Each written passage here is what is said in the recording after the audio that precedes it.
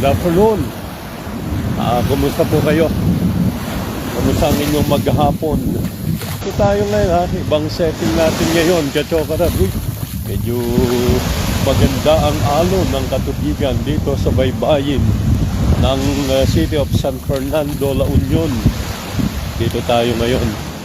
Kasama po yung ating mga ka-big sound, yung inyong mga paboritong DJ and announcers sa 1188 DCXO AM at sa 101.5 Big Sound FM.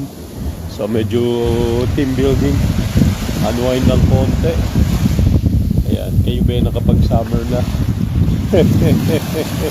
Medyo late nagsilabasan yung mga tao dito kasi sobrang init kanina.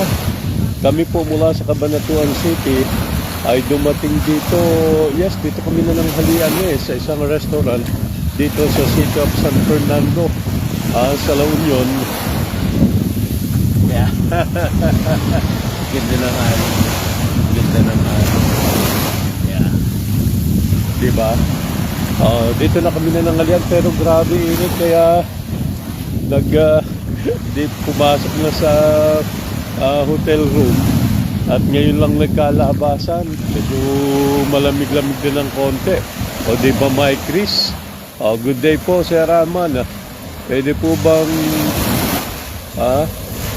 ayun. Pwede po kayo makipag-ugnayan doon.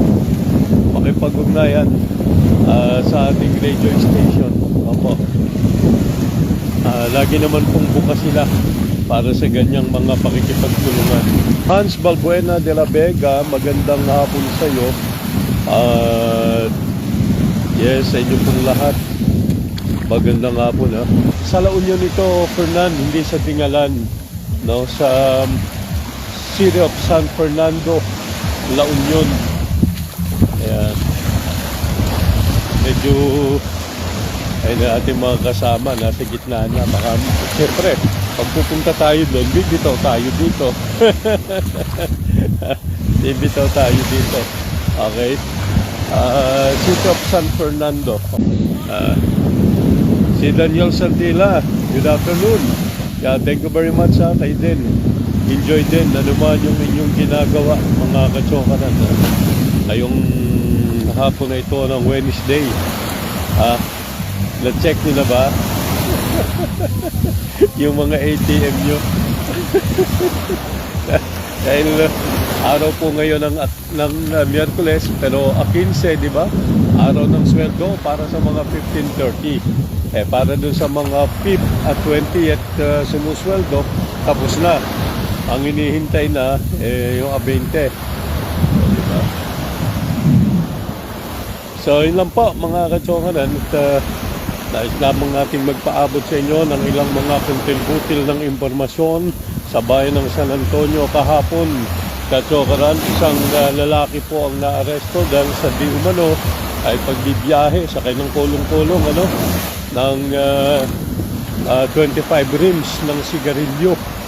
Di umano ay illegal na sigarilyo, mga kachokaran, 25 rims yun.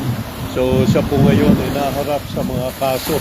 Mga kasong kriminal at patuloy pala itong kampanya ng Philippine National Police, in particular ng Nueva Ecija Police Provincial Office laban sa illegal na sigarilyo at maging nationwide yung scale talagang meron silang kampanya at chokaran laban dito. So tuloy-tuloy po yan. Ito niya sa bayan ng San Antonio kahapon, si alias Jojo yung naaresto po. So good afternoon, ingat po tayo lagi. God bless, God bless.